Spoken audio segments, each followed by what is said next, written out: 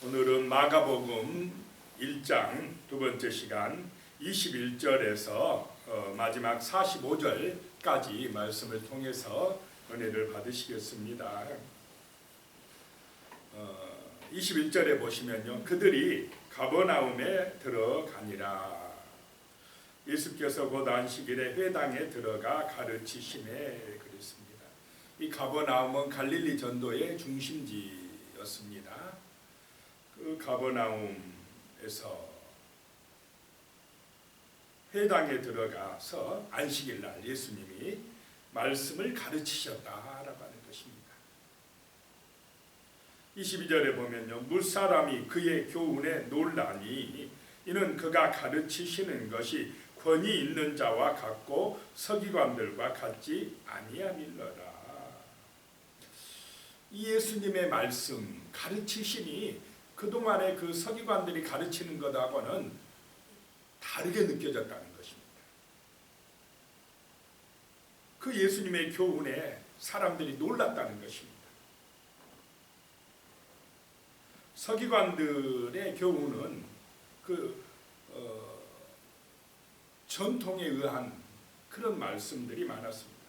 자기들 스승들의 그 유전에 의한 이야기들이 많았는데 예수님의 말씀은 그냥 아버지의 말씀이었다는 것입니다. 성경에 나오는 진리의 말씀이었다는 것입니다. 그 예수님의 말씀은 생수의 근원이 되는 말씀이었고,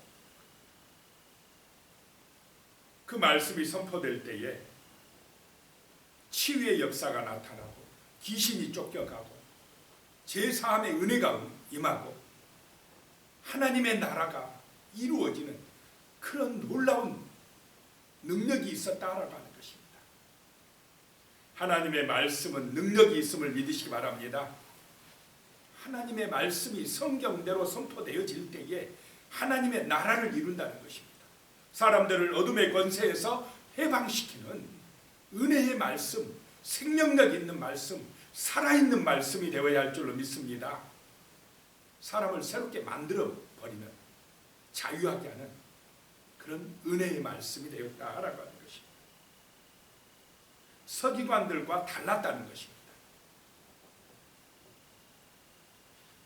23절에 보면요, 마침 그들의 회당에 더러운 귀신 들린 사람이 있어 소리질러 이르되, 그래서 마침 그때에, 그 시점에 예수님이 그 권위 있는 말씀을 전할 그때에 말씀이 전해지고 그 회당에서 선포되어지니까 그 회당 안에 있던 더러운 귀신 들린 사람이 소리질러 이르되 그랬습니다. 그동안 서기관들이 전할 때는 귀신 들린 사람이 아무런 반응이 없었는데 예수님이 말씀을 선포하니까 이 귀신 들린 사람이 귀신이 모습을 드러내버립니다. 견디질 못하는 것입니다. 소리를 질러가지고 예수님의 그 사역을 방해하기 시작한다는 것입니다. 이 귀신의 역사가 하나님의 말씀이 매 주일마다 안식일마다 선포되는 그 회당 안에 있다는 것입니다. 사단의 역사가 있다라고 하는 것입니다. 자, 이 서기관들이 말씀을 전할 때는 아무런 반응을 일으키지 아니하더니 예수님이 선포하니까 자기 모습을 드러내더라라고 하는 것입니다. 자, 하나님의 말씀은 이 어둠의 세력을 물리치는 말씀인 줄로 믿으시기 바랍니다. 빛이 들어오니까 어둠이 드러나 버립니다. 어둠이 견디질 못하는 것입니다. 그래서 하나님의 말씀, 예수의 말씀은 새로운 교훈이라는 것입니다. 권세가 있다는 것입니다.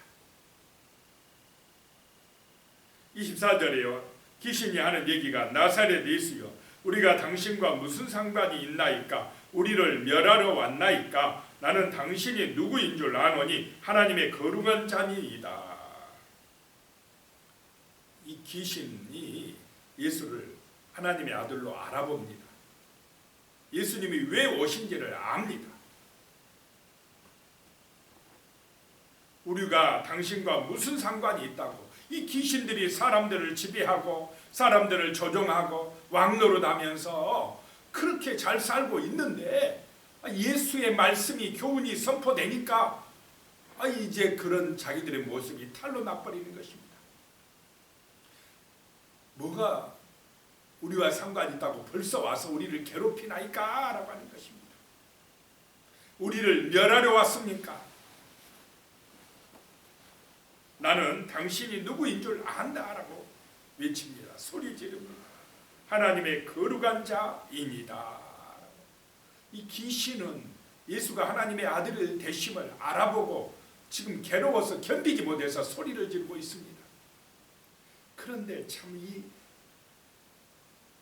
하나님을 안다고 하는 사람들이 예수가 하나님의 아들 되심을 인정하지 않냐고 믿지 않는 것, 참 이게 이상한 일이다라고 하는 것입니다. 자, 예수님은 하나님의 거룩한 자요, 이 귀신은, 마귀는 하나님 앞에서 불결한 자입니다.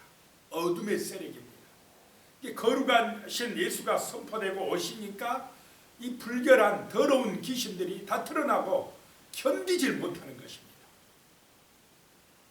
25절에요. 예수께서 꾸짖어 이르시되 잠잠하고 그 사람에게서 나오라 하시니, 귀신에게 붙들려서 정말로 힘들고 괴로운 인생을 사는 그 인생을 자유하게 해주신 줄로 믿으시기 바랍니다. 귀신에게서 해방시켜 주신 것입니다. 그 노예에서 벗어나게 해주신 것입니다. 이것이 바로 예수의 복음입니다. 능력입니다.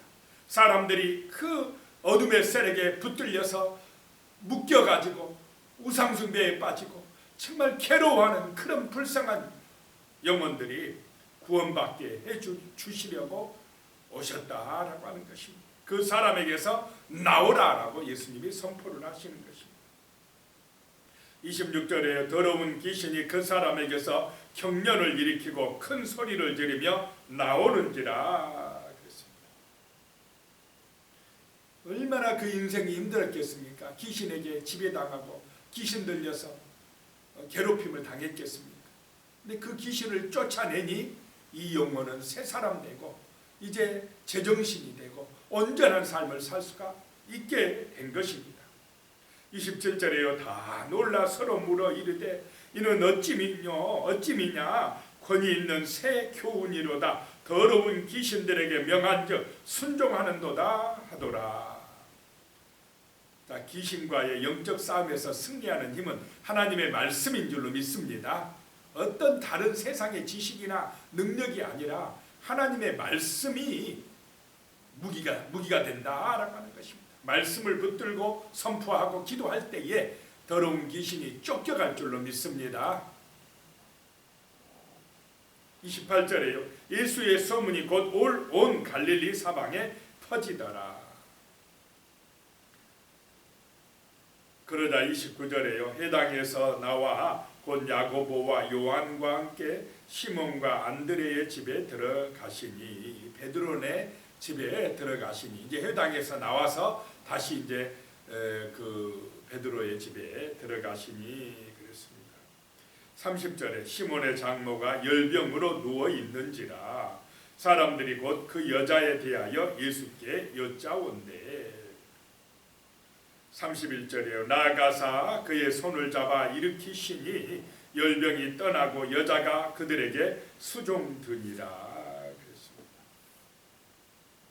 열병 때문에 베드로의 장모가 정말 고생하고 있었습니다. 고통받고 있었다는 것입니다. 그런데 예수님이 그 손을 잡아서 일으키셨다라고 하는 것입니다. 일으켰다. 이것은 부활의 용어입니다. 그 죽은 영혼을, 죽은 생명을 일으켰다는 것입니다. 새 생명을 불어넣어 주셨다는 것입니다. 그러자 그 질병도 치료되는 역사가 나타났다라고 하는 것입니다. 예수 그리스도가 이 땅에 오신 것은 그 더러운 귀신들을 쫓아내고 또 질병에 고통받는 영혼들을 고치시고 이 하나님의 나라를 이루시고자 오신 것이다 라고 하는 것입니다.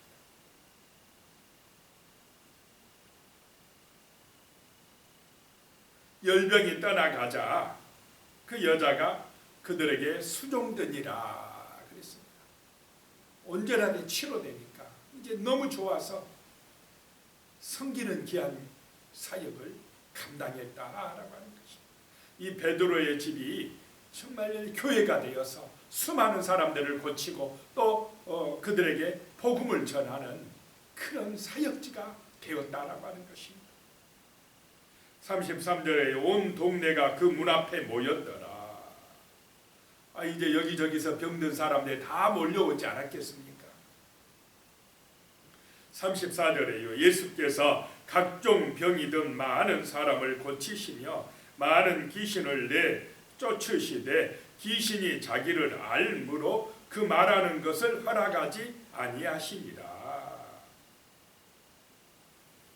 여러 병든 사람을 많이 고치고 또 많은 귀신을 내쫓으시되, 그러면 그 지금 가버나움 동네에 귀신 들린 사람이 어떻다는 것입니까? 많았다. 귀신의 지배를 받는 사람이 굉장히 많았다라고 하는 것입니다. 많은 귀신들을 내쫓았다. 그러면 그 귀신 들린 사람들은 어떻게 하느냐? 귀신이 자기를 알므로 그 말하는 것을 허락하지 아니하셨더라 라고 하는 것입니다. 이 당시 사람들은 예수를 정치적인 인물 또는 기적을 행하는 그런 분으로 오해를 했기 때문에 나가서 말을 많이 해버리면 어떻게 되냐? 야, 예수한테 가면 병이 고쳐진다. 예수한테 가면 예수님이 이제 왕이 될 것 같다. 정치적인 메시아로 오해를 해가지고는 잘못 소문을 내버릴까 봐서 말하지 마라 라고 한 것입니다. 말하는 걸 허락하지 아니했다라고 하는 것입니다. 예수님은 사람들을 대신해서 고난을 당하시고 죽으시려고 온 메시아인데 사람들은 잘못 생각을 하고는 막 예수님을 높이려고 합니다. 육신의 세상의 왕이 되게 하려고 했다라고 하는 것입니다. 하나님의 본 뜻을 이해하지 못했다라고 하는 것입니다. 그래서 말하지 마라라고 한 것입니다.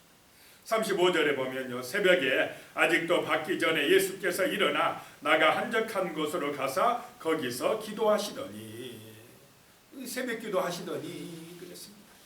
예수님같이 능력이 많으신 하나님의 아들도 하루 시작하기 전에 기도하고 시작하셨다라고 하는 것입니다.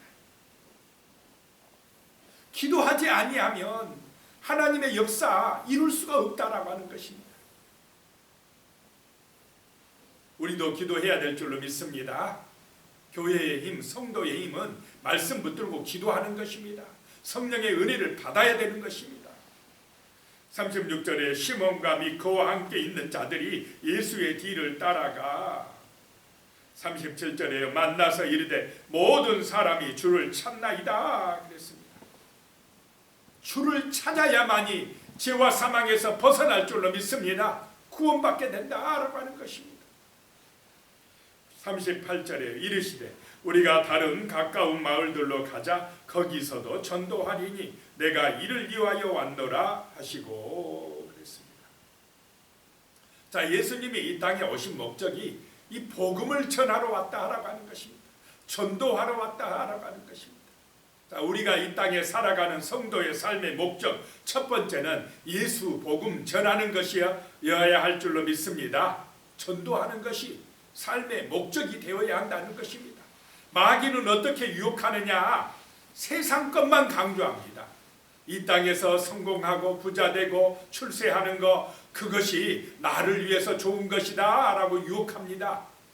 그러나 그것이 구원의 길이 아닙니다. 예수가 원하는 것은 먼저 하나님의 나라 백성이 되는 것입니다.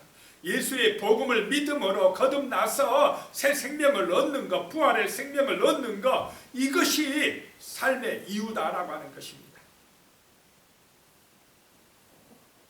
39절에요. 이에 온 갈릴리에 다니시며 그들의 여러 회당에서 전도하시고 또 귀신들을 내쫓으시더라.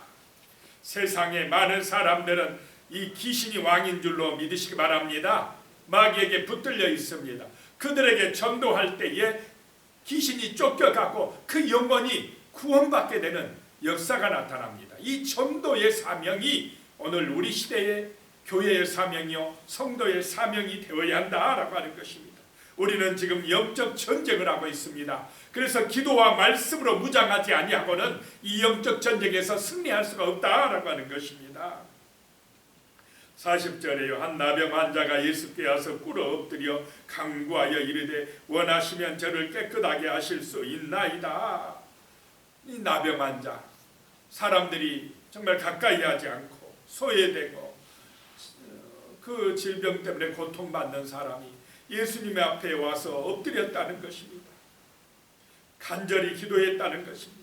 41절에요. 예수께서 불쌍히 여기사 손을 내밀어 그에게 대시며 이르시되 내가 원하노니 깨끗함을 받으라 하시니. 이 나병이 예수님이 만져주시자 손을 내밀어 그에게 대실 때에 깨끗해졌다라고 하는 것입니다.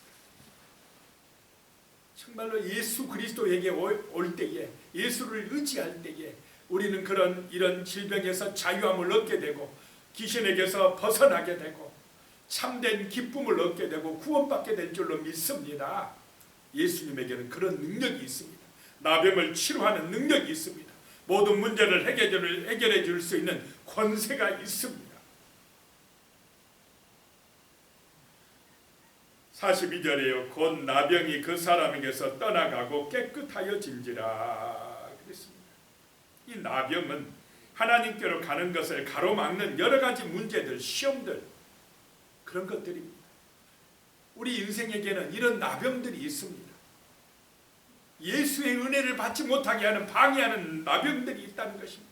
어떤 사람은 그것이 질병일 수 있고 재물일 수 있고 명예욕일 수 있고 자존심이나 여러 가지 걱정이나 이런 것들이 문제들이 이런 나병이라는 것입니다.